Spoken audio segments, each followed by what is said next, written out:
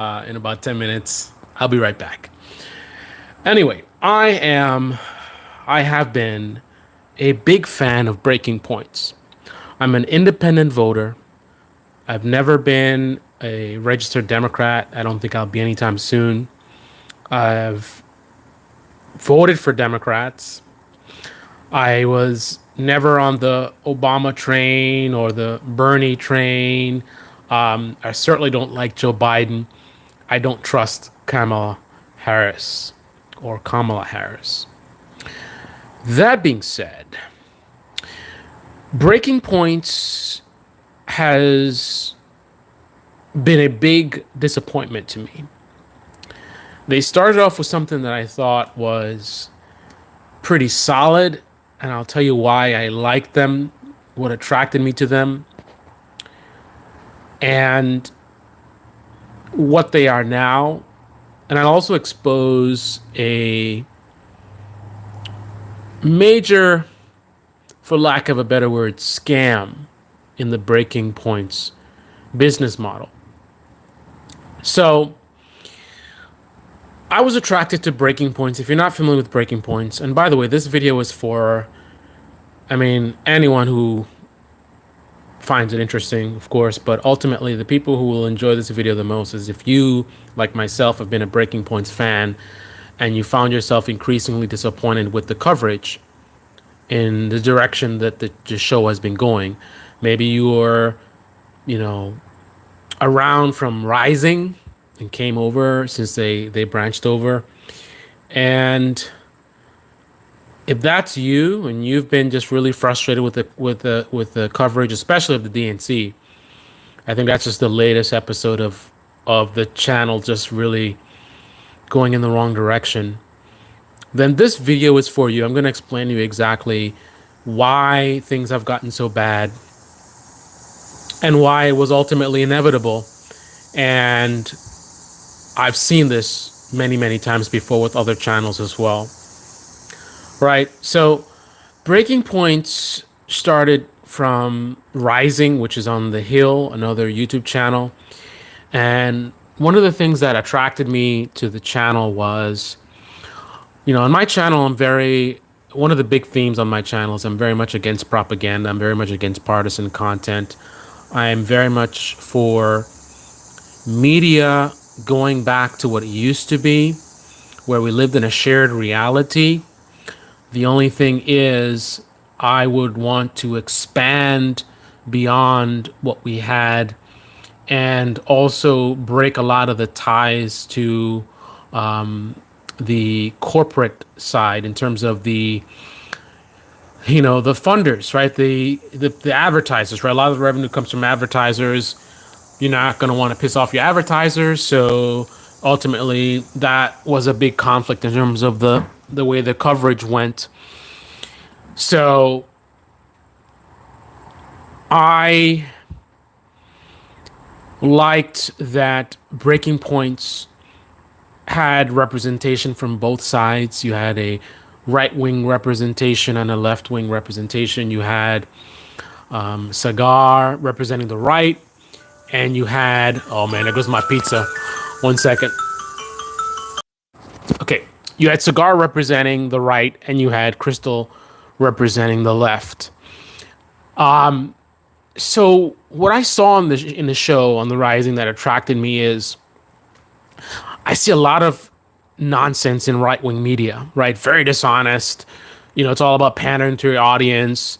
For example, Trump, no matter what Trump does, they're gonna water it down and make excuses for him and focus on anti-liberal content. Oh, look what these liberals are doing. Look what the liberals are. Look what the liberals are doing.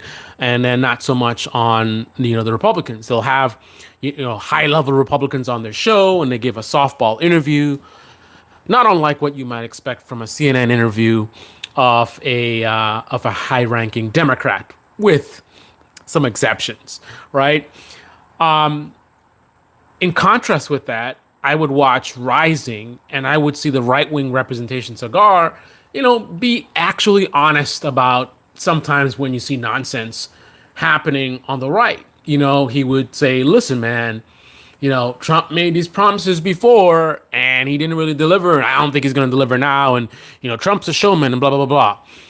Right? You would see him sometimes struggle because, the right leaning people who watch the show, they're probably going to like Cigar better than they will like Crystal. So if they're both bashing Trump or the Republican Party, you're going to lose a lot of potential viewers, right? So it's almost like he had this struggle of, I've gotta appease the right wing viewers, but I want to do it in an honest way as best I can. So he would try to thread the needle, and he would kind of, call out the Republicans or Donald Trump or something like that, but then put a caveat in there, but the Democrats, they also do the same thing or something like that, right? Depending on what the topic is, sometimes he would go all in when his side is failing on something and just be like, it's a disaster, whatever. Like I remember he used to talk about what do you call it? Highbrow, stop the steal, right? Just calling out all the chaos and all the craziness, talking about ballot flipping and whatever. And he would talk about the highbrow people, the people who, we're not the crazies, but there was some suspicious stuff going on. There was some shenanigans and, there was some weird anomalies, So I'm not really a partisan right winger. I'm just telling you the full truth. And there were some strange things, right? So he would call that stuff out. And I would appreciate that because almost no one else in right wing media would do that, right? If the thing was to go along with the stop the steal stuff on their Democrats are still election, pretty much across the board, right wing media, because that's what the audience wants to hear. They'll tell you, I don't know, this and that. And Stephen Crowder, Sharpie Gate, Wagon Gate, whatever, right? But Cigar would be like, hey, man, on other issues, he would kind of, not be as strong, but he's actually a conservative, right? So he's supposed to disagree with Crystal on a lot of things. So there's going to be times where he's kind of like, no, you're wrong. But I'd like to think that most of the times when he's disagreeing with her, it's because he thinks differently. He has a different ideology as opposed to him pandering to the right wingers. And then Crystal, same thing, right? Cigar may have some right wing take on something, and she would go after him like, no, but that's not what the Democrats actually said, or but the Republican Party, they're da, da, da, da, da, and then she would get ripped to threads in the comment section, of course, by the right leaning audience because the show seemed to have a more right leaning audience. Some certainly lefty people, progressive people there, but I think the overwhelmingly you have a lot of more right leaning people. So when she stands on her ground from a left wing perspective, it's she's hysterical and whatever. I remember a lot of times in the comment section, people would say, okay, countdown to crazy Crystal haters about to come in the comment section and go after her for her take. You'd see a similar dynamic with Brianna Joy Gray, where she stood on her ground of like from a left wing perspective, and she's pushed back on her right wing co-host like no, but this is that, and the student loan thing is helpful and da da da da, and then they would just rip her to threads and Brianna is hysterical, right? But this was good stuff, right? Because unlike with anywhere else in right wing media, I would get a good representation for the most part in terms of conservative viewpoint, right? So instead of me just watching like a left wing propaganda channel, I'm watching a channel where you have someone who's trying to give an honest take from the right wing perspective. Let's say, for example, I'm not saying this is a take that he had, but let's say, for example, we're talking about abortion. And maybe Cigar, again, I'm not saying he said this, but I'm saying this is what might happen, right? Cigar might talk about, hey, man, I know from the left wing perspective, it's all about it's the woman's rights, and you look at it as taking away her freedom to do what she wants with her body. But, from a religious perspective, life starts at conception, right? We have this religious belief that life starts at conception. So with that belief, we look at abortion as no different than killing a baby because a baby that's just been born versus, recently, I don't know the word I'm looking for, but this conception happens today. It's no different to some people from a religious standpoint. And it's kind of like if you're only watching left wing media, you only hear about, it's a woman's body, a woman's body, woman's body, woman's body. But if you're really an honest person and you really care to understand other people's perspectives, you watch a show like Rising, and you might get to be like, oh, okay, at least I can understand where they're coming from. I disagree that life starts at conception because I don't have the religious beliefs. But at least I don't just have this idea of like they're just taking away rights and they're just hysterical and they're just ignorant or whatever. Now I see that there's a religious reason for why they feel the way they do. And that's the kind of stuff you get from Rising. So at least you could better understand, people that you disagree with. That goes both ways. You know, Crystal would try to give a more nuanced, balanced perspective on the left wing perspective. So if you're a right winger and you're watching Ben Shapiro and he's going to take the most extreme viewpoint of the left and caricature of the left, and that's all you've heard, and you just think left wing people are just insane. And then you watch Crystal and you're like, oh, wait a minute. Wow. Okay. That's a little different in terms of the way things have been presented. So now I can better understand where the left actually stands as opposed to the caricature that I get from a Ben Shapiro show. So that was great, right? However, ultimately, like I've observed in many other channels, American media is a very toxic business. It doesn't matter whether you're corporate media or independent media. It's a toxic business to be in. Right. And I was talking to one of my top subscribers earlier today about, I think I gave an analogy regarding joining in. I'm going to burn my pizza right now. Hang on 1 second. I'm going to burn my pizza. Hang on.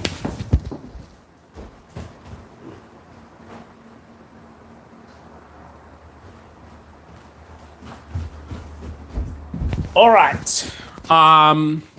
So I was talking about so the American media, and no one else will think about this. Think about this for a second. Has anyone else shared this viewpoint with you from whoever you watch for your political views? Listen to how I word this. I know you've heard a lot of critique about the media from independent media folks, and even mainstream media talk about independent media, right? But has anyone else giving you this perspective? American media is a toxic business, right? Notice the word I use, not the media or mainstream media or right wing media. I say American media is a toxic business, right? And by me stating that, I'm pointing the finger directly at left wing media, right wing media, left wing corporate, right wing corporate, left wing independent, right wing independent, right? I am talking about this business, regardless of what side of it you're in.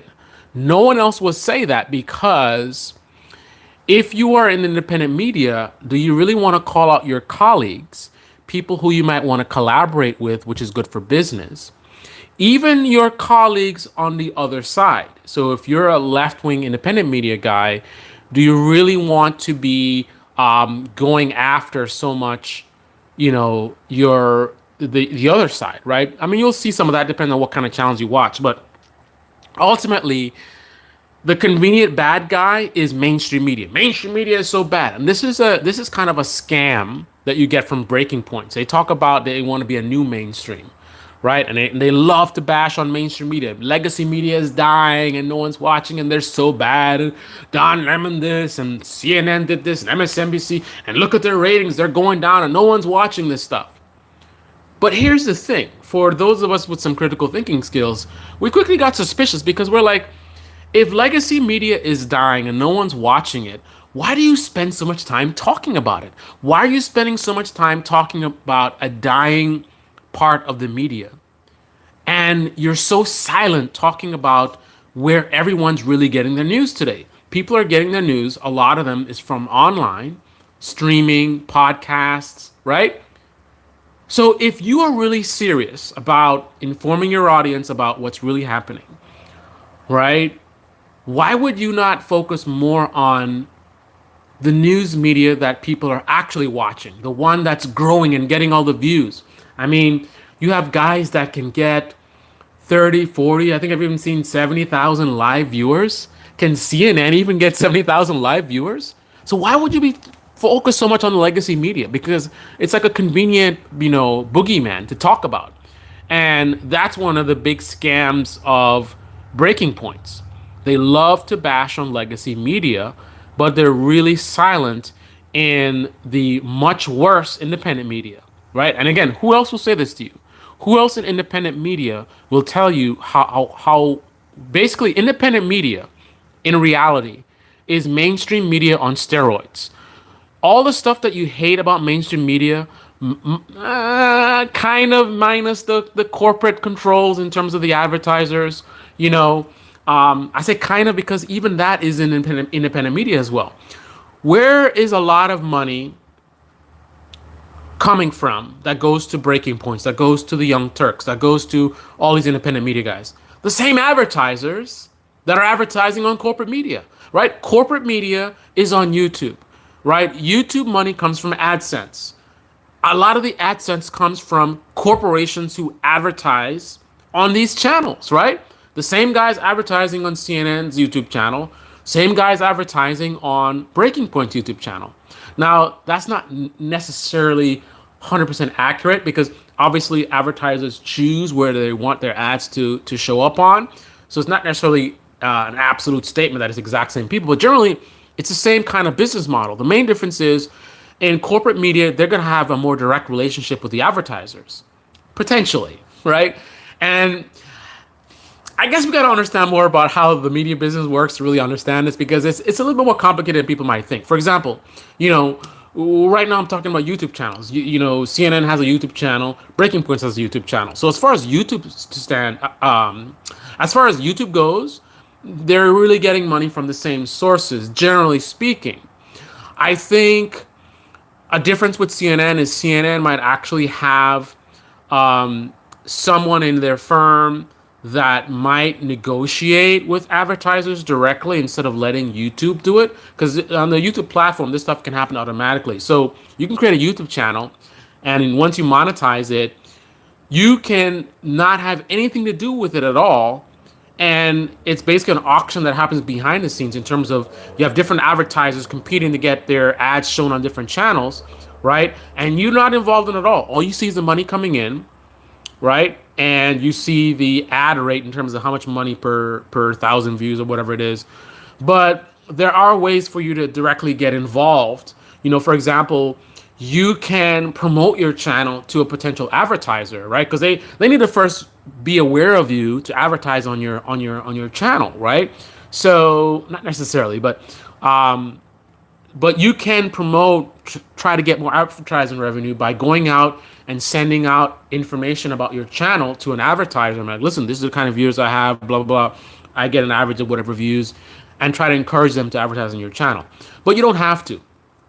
Now, there's another business model where CNN, in terms of, cable, right? They're on cable. I think there's a more close relationship with the advertisers there.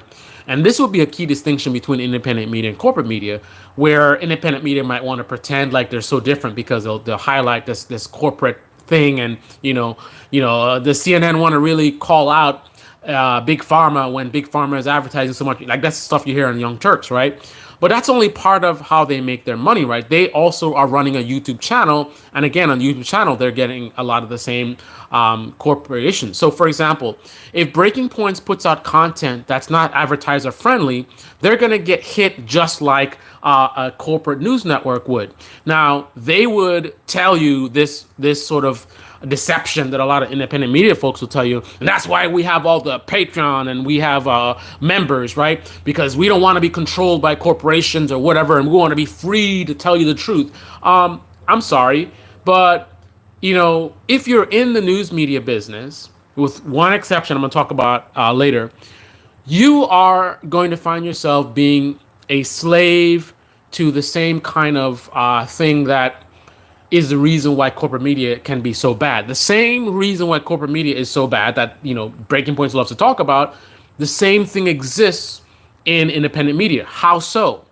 So Breaking Points loves to talk about, all they need to worry about is their viewers, right? Their members, right? So they're more free to tell the truth. Well, let me give you an idea. let's say Breaking Points decides to mainly tell the truth about Donald Trump and the Republican Party, not so much on the Democrats, right? So they become more of a left-leaning channel. I think they're going to lose a ton of members. And if they have a Patreon or whatever, they're going to lose a ton of support from their members, right? They're going to take a big cut in their revenue, right?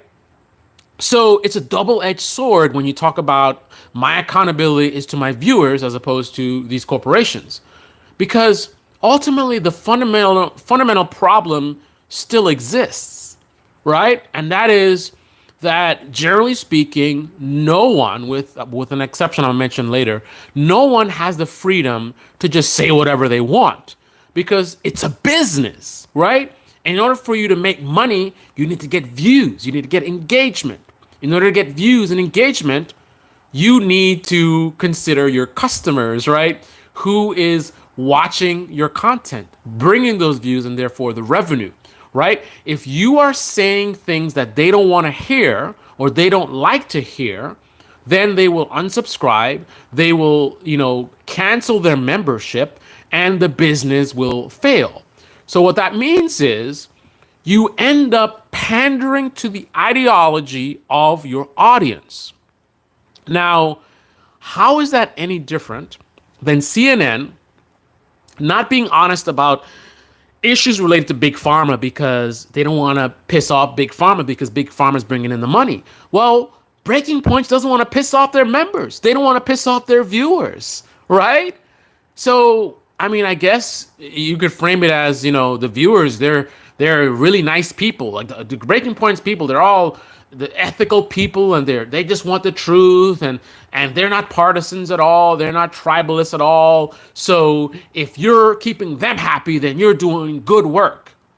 I mean, surely it wouldn't be the case that the Breaking Points audience, some of them could be really partisan and don't want to hear the truth. They want to hear that Trump did nothing wrong, or Kamala's the greatest person ever. Not so much on the Breaking Points, but whatever it is, like,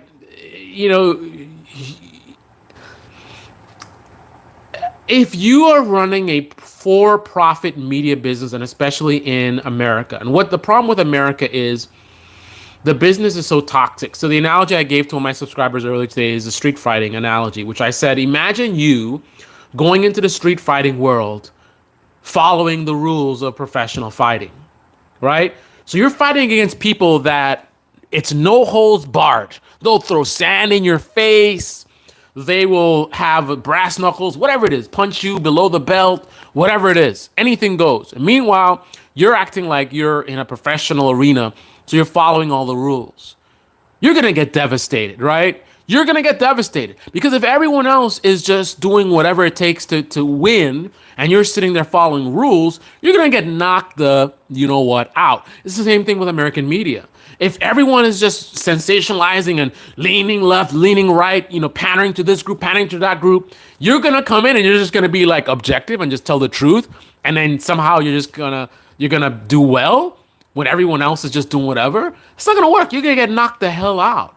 So even if you come in with a good idea, like maybe Rising started with a good idea of being this objective, we're going to tell the truth, we're going to have right wing and left wing representation and blah, blah, blah. That is going to be a challenge. I mean, they got a boost from the Hill, but now they're on their own. I think at some point in time they were looking at the metrics of their channel, and there must have been a point where it's kind of like, whoa, these videos aren't getting as much views. These videos are getting more views. Let's do more of these type of videos, right? Again, the idea that, because we're just accountable to our viewers, that somehow makes you able to tell the truth. I mean, the truth, a lot of people can't handle the truth, right? The truth is not something that is necessarily popular, right? People don't want to hear that their ideas suck. People don't want to hear that their ideology sucks. They want to hear how smart they are and how much better they are than the other. That's what people want to hear, right? So after the boost that you got from the Hill dies out, at some point in time, you're going to have an audience that has an ideology where they want to be catered to. They want to hear how their ideas are the best, and they want to hear their political opponents how dumb they are, right? So at some point in time, you're gonna want to pick certain titles. You're gonna want to pick certain framing that is going to pander to your audience, just so you can keep the business afloat. Now, here's an exception. Like I said, that's not the only way to be successful. You don't have to pander to your audience to be successful in American media business. That's the lazy way. That's the sex and explosions of movies. If you don't have a good movie idea, you use sex and explosions. Well, in my analogy of the Street Fighter guy, you can, fight like a professional while people are cheating and win. But the only way I know to do that is you have to be an exceptional fighter. You are so good that you can overcome cheaters. They try to hit you below the belt, you block them, right? They try to throw sand in your face. You predicted that they were going to do it before they even did it, and you ducked it and then decked them, knocked them out, right? You are just, any trick they try to pull on you, you are just, outsmarting them. Your tactics, your techniques, your strategy is just phenomenal. You're extremely rare in terms of your level of skill, such that you're able to overcome, an environment where everyone is just doing whatever they want, and then you're following certain rules. You can do the same thing in American media, right? If you are an exceptional public speaker, you are just on fire. You could talk about ants and people want to listen to you. Something about the way you present, your personality, the way you communicate, your word choice, whatever it is. Maybe you have a unique style in terms of how you tell stories or whatever it is. And people just love listening to you talk about anything, right? If you are that extremely good, rare person that has that skill set, then you can actually have the freedom to say whatever you want to say. Because now you don't have to really pander to people's ideology, because people enjoy listening to you even if they disagree with you, right? So you go on and you say Trump is dumb and Trump is lying and da-da-da, and you have a conservative that sits there and they're sitting there shaking their head and like, you're wrong, but they're sitting there listening because they love listening to you. Maybe you're funny or whatever it is, and they just love listening to you even as much as they disagree with you. Same thing, people on the left, they're listening to you and they feel like, whatever you're saying is wrong or whatever it is. But again, they love listening to you. But they don't have people like that, right? I don't have that skill set. And I guarantee you, Ryan Grimm does not have that skill set. Emily does not have that skill set.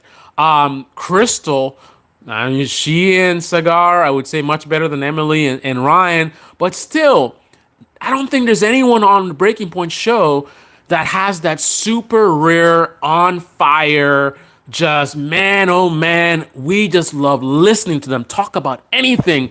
You could say something we disagree with, and we just love listening to Crystal. We just love listening to Sagar. There's no one on that show that is that good.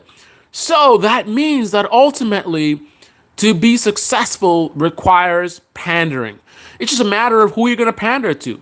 CNN might pander to Big Pharma, whereas Breaking Points might pander to the tribe that likes their show the most, right? So you have these tribalists who like the show, and they're in a little bubble. They have their ideology, and they don't want to hear about how wrong they are about different things. They want to hear how right they are and how dumb their political opponents are. And that's ultimately going to be something that at some point is going to be required to some degree to be successful, because ultimately it's not a nonprofit.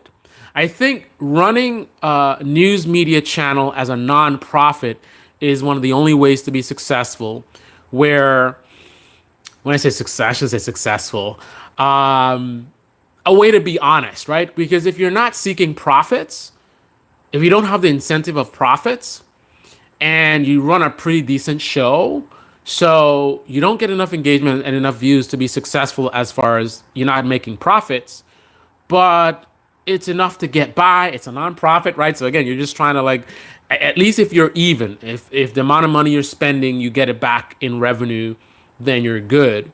Then that's a way that you could be honest, because, you don't have this, you're not a slave to profits, right? Breaking Points is a slave to profits. If they're not profitable, they can't be in business. So ultimately, that puts them down a slippery slope of propaganda. I apologize. I know there's some people that put some comments in and I didn't get to respond to you guys. Let's take a quick look through. I know I probably lost a lot of you guys already, but I wish that Black conservative Klansmen. Oh my goodness. Okay. I'm gonna try to look for people that have some less confrontational commentary. Ricky. Okay, I don't know why I'm getting a bunch of people that are just talking about Ricky Manor. Yeah, that's true. Midwestern marks and RBN are pushing China. Okay, so you guys aren't even talking about necessarily what I'm talking about. Anyway, so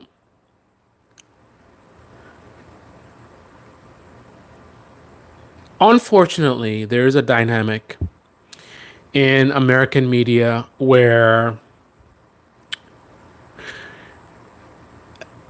the independent media folks, some of them is it's a disingenuous things and a disingenuous thing, and some others it's not. It's just how things work.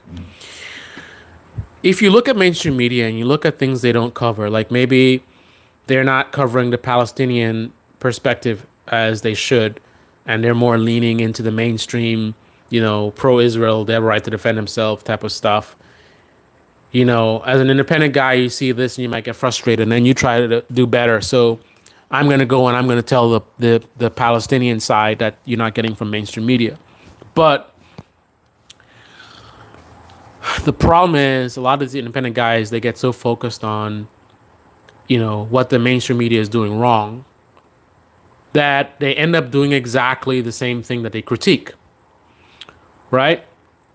So, for example, one of the worst things I got from Breaking Points was their coverage of the DNC, and their DNC coverage was pretty much it's like mainstream media, like they're becoming CNN at this point. So, where CNN might be leaning hard on a pro-Israel standpoint, right? So you don't get to see the Palestinian perspective, and a lot of times when they talk about the other side, they're talking about Hamas and October 7th and how horrific they were. That's breaking points on the DNC.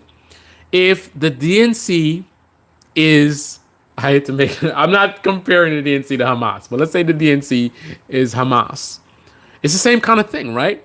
Breaking Points is just talking about Hamas, October 7th, October 7th. Again, we're doing an analogy, right?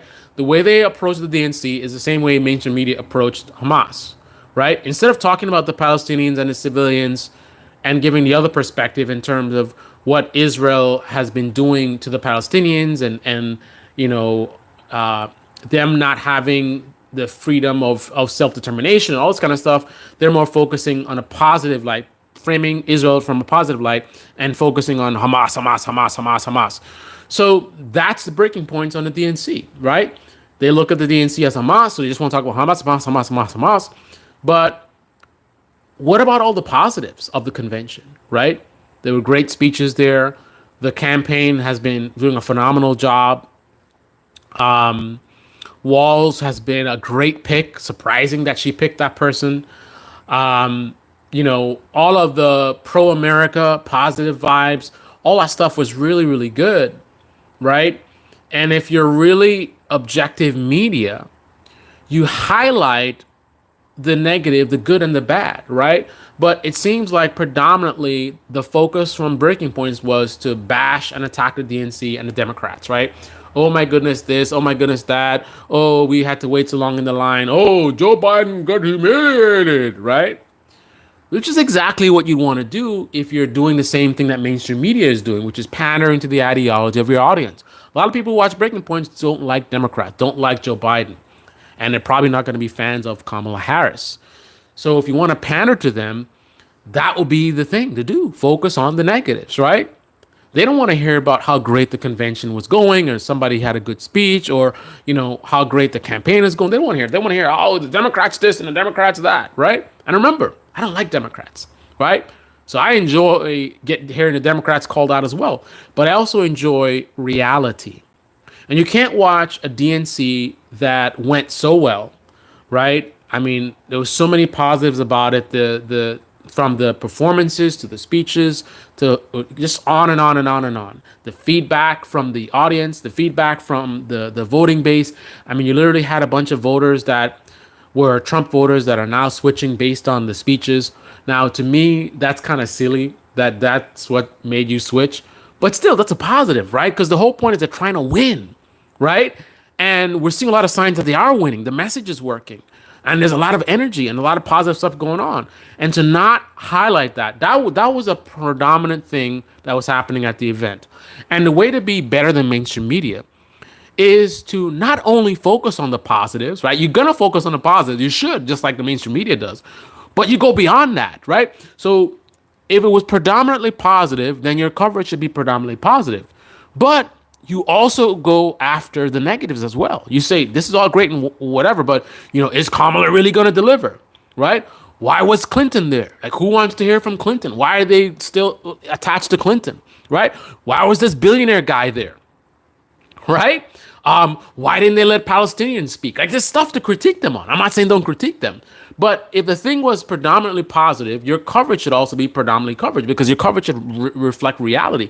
But if you're so focused on having this niche of what the mainstream media doesn't tell you, so mainstream media is pure positive, right? Rather than doing better than them by covering the positive, which was true, and also covering the negative. No, it's like, okay, if the mainstream media is covering it positive, then we're just going to focus on the negatives, right? We're going to lean in on Biden got humiliated. But that's just it. They don't even lean on accurate negatives, right? Biden was humiliated by a 4 minutes standing ovation. He couldn't even start his speech. He was humiliated by getting to speak on one of the most important days, the first day of the event. Like, why would you put old Biden if you're worried about him? You're going to put him on a prime day, like the first day? Really? Right? But to ignore all of that and pretend like he was humiliated, I mean, that's deceptive. There's so much genuine things to critique. But for them to go with a dishonest angle, I mean, that is just the exact same thing that they love to critique in terms of mainstream media. So the reality is, Breaking Points is just like a lot of independent media, where you're taking the mainstream media business model and you're just amplifying it, right? Being more partisan, pandering to your audience, right? And I feel like there's a rightward shift.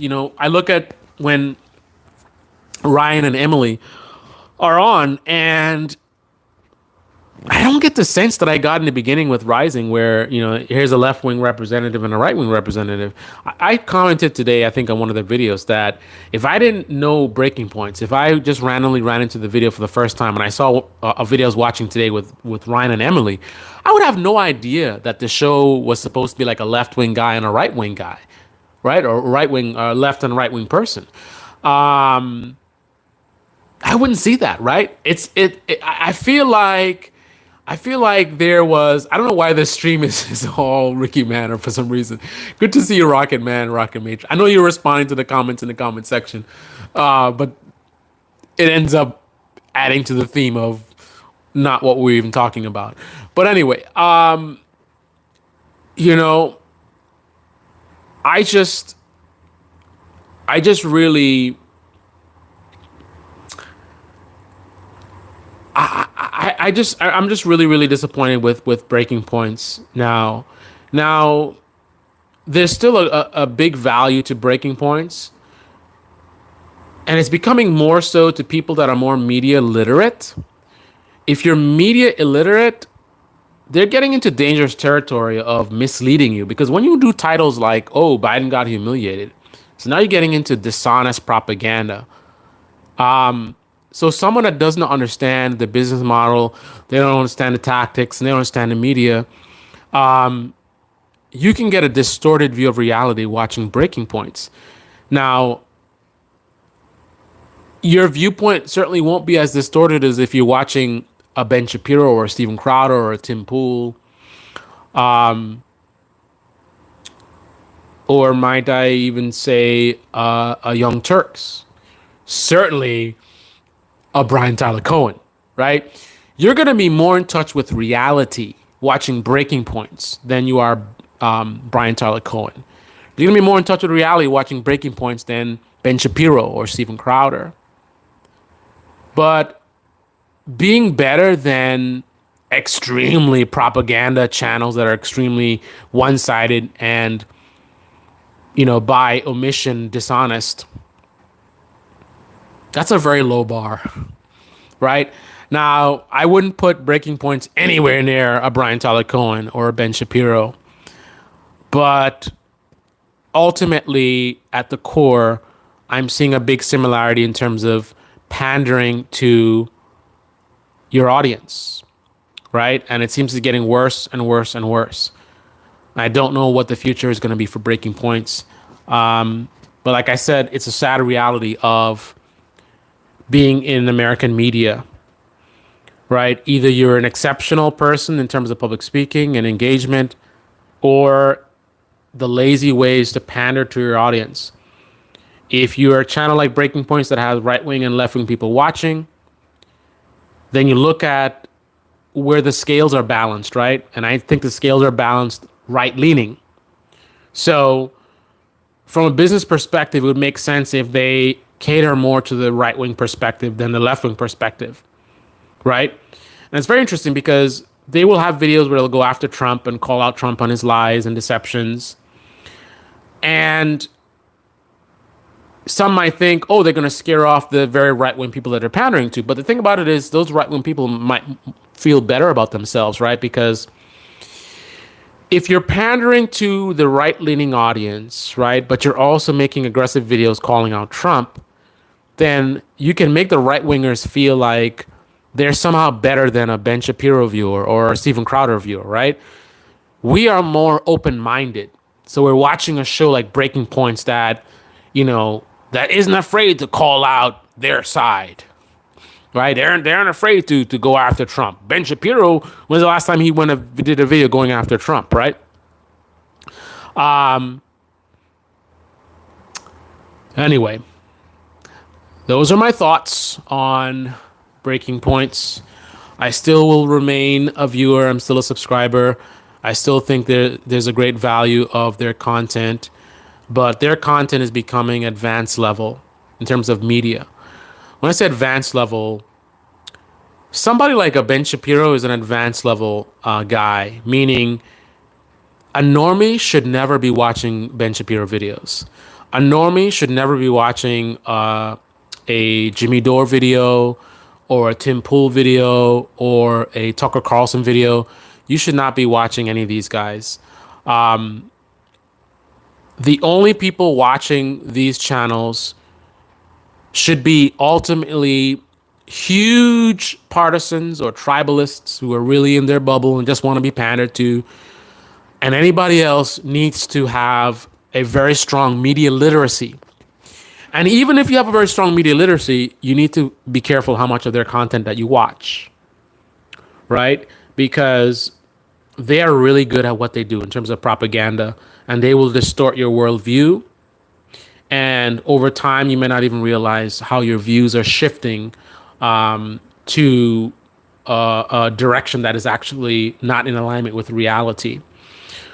Breaking Points is certainly not that far gone, but I would say because of the pandering to the right wing and pandering to the anti-liberal people, if you don't understand what they're up to and you don't understand how the business works, Breaking Points can also distort your reality to some degree.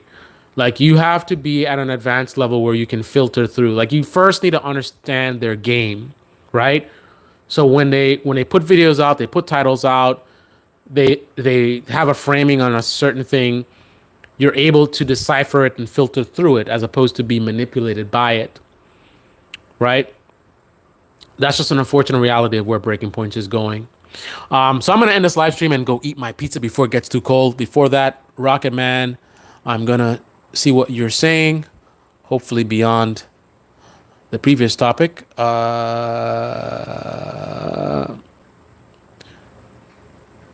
Yes, debates, muscle 25. Okay, still talking about what would you think about Larry Sharpe? What do you think about Sham Sharma? I don't know these people. I think you told me about Larry Sharp before. I think I looked into Larry Sharp. I don't think I necessarily saw anything positive. But our media is so bad that I don't even have to even look into those guys. There's a, mm, I want to say 99. Let me be a little bit more nice. There's a 98% chance that whoever those people are, they're some level of propagandist and very dishonest and manipulative. And they do what gets them views, which is pandering to the ideology of the people that they talk to, right? If I were to bet good money on random people that you present to me, I would win a lot of money just betting that that's what they're doing, because that's just the nature of media in this country. Again, like the analogy I gave before, you can't go into a anything goes street fighting world and then follow professional fighting rules unless you're exceptional. So unless those guys are exceptional, they're not going to be able to make a living being honest about what's happening in the world. Pandering is the way to go if you're in the political media space. Unless again you're the 1% in terms of skill level. You are just exceptional, where you could talk about anything and people will sit there and listen to it and enjoy it. Again, like I said before, even if you're saying stuff that they adamantly disagree with, you're just so good that they're just hooked. They want to hear you. If they are not like that, then they're not going to be successful unless they pander to the ideology of their audience, which is why that's what everyone else does. That's why movies do it, right? Sex and violence. I don't have a good story. I'm not that creative, right? But I'm going to show you boobs, sex scenes, and I'm going to blow shit up, right? Because that's going to sell. The other thing is I put a big name actor, right? I'm going to get a biggest name I can to be in my movie, and I'm going to sell tickets that way. My story is weak, but man, the women in my movie and all the explosion, boom, boom, boom, things blowing up, and you get people hooked in, right? Very rarely you have people that are really good in storytelling and they can come up with a really unique story, and people are really engaged. It's unique and there's a lot of suspense and whatever, and it's well put together and people just love it. That's the exception, right? If you're not on that level, sex and explosions. In politics, if you're not on that level, pandering and propaganda is what sells. This is the Debate Me channel. Debate me in the comment section below. Click on the like button, subscribe, smash that bell. Be well. Now let me go eat my pizza. Hopefully it's not too cold.